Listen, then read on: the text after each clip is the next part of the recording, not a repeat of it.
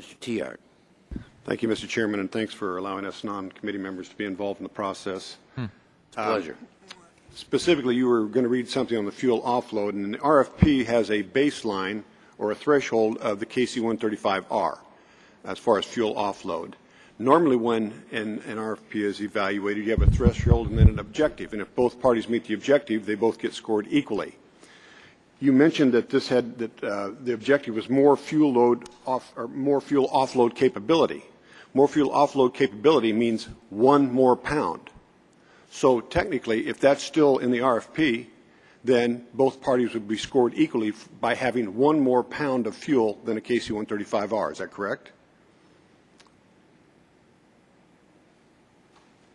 Let me restate this. If the threshold is a KC-135R and the objective is more fuel offload, then 1 pound of more fuel to offload at any point in 1,000 nautical miles or whatever you choose, technically then both bidders in this case would qualify the maximum amount allowable for additional fuel capacity. Is that not correct?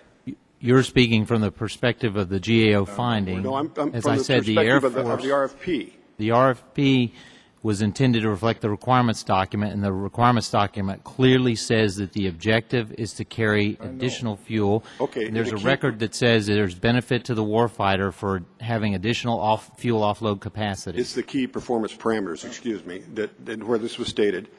What I'm saying is that additional fuel capability is 1 pound. So if the both GAO if both interpretation is to assign equal value to 1 pound, 1 gallon, or 1,000 gallons, but I do not believe the requirements document nor the American people believe that 1 gallon more is the same as 1,000 gallons more. Well, then what is the expected criteria? Because this is very critical, and it can predetermine who wins. And you said yourself you don't want that to happen. That's correct. So what is the criteria? The criteria is going to be grounded in the requirements document, which says the objective is to carry additional fuel, and that will have to be balanced against the other 800 requirements, and it will have to be balanced against the cost we will have to pay to get that capability. Well, if you don't define the objective, then you won't know if both parties have met the objective. Because what you've created is a very subjective scenario. And according to the key performance parameters, objective means it's a finite level. So I think this is something that we looked at very cautiously in the future, and I think you need to keep that in mind. Second thing, according to a manufacturing plan, or as I understand it, about 90% of one of the two bidders will be built overseas in foreign companies. So foreign countries. They'll be by companies in foreign countries.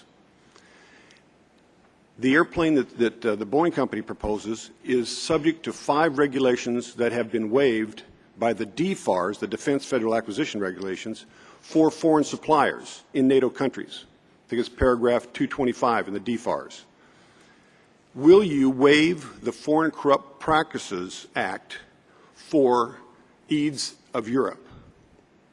We are buying, the bidders in this competition are, well, I was going to try not to say the company names today. We have 2 bidders in this competition. They are both American companies. They are subject to all the rules and regulations I didn't ask that. are in place. I said, will you require the European companies that are providing parts, which is about 90% of the parts for one of the 2 bidders here, will you require that they are subject to the Foreign Corrupt Practices Act? Or are you going to waive that regulation for 90% of one product and apply it to 100% of the other product? We're not waiving regulations application to the industry proposers. Are you going to require cost accounting standards for the European companies that are going to provide parts that you will have to maintain and service once they've been purchased? We are treating each bidder equally, and that is the U.S. company bidders must comply with all regulations, including cost accounting standards. So you are going to waive them for the Europeans then? You're going to waive these regulations for the Europeans. And that creates an We're not waiving any regulations, sir. You are waiving the regulations for the Europeans by the way you just explained it to me. And in doing so, you've created an unlevel playing field and an unfair advantage to one bidder over the other. 90% of the product is built in Europe, and they don't have to comply with 5 specific regulations: the cost accounting standards, the Foreign Corrupt Practices Act, the International Trafficking in Arms Regulations, the Berry Amendment, and the Buy American provisions. Those are the five regulations that have been waived by the Department of Defense, not Congress, by you guys. Are you going to force them to comply with them just like you do the American company? Because if you don't, American workers are put at a disadvantage. Both bidders, both companies must comply with all the regulations and laws you just cited. Both of those bidders are reaching outside of their defense company headquarters to get commercial products. Both of those commercial product providers are not subject to some elements of all of those regulations you talked about. But all the commercial products are subject to the same regulations, and then the defense companies that are bringing those commercial products into and modifying them to deliver the U.S. government a tanker are fully subject to all the regulations, and we will not be waiving regulations with regard to. You will not apply these five regulations to 90% of one of the two bids. That's just what you've told me. You said the American portion, well, fine, we'll apply the regulations equally for 10% of the product.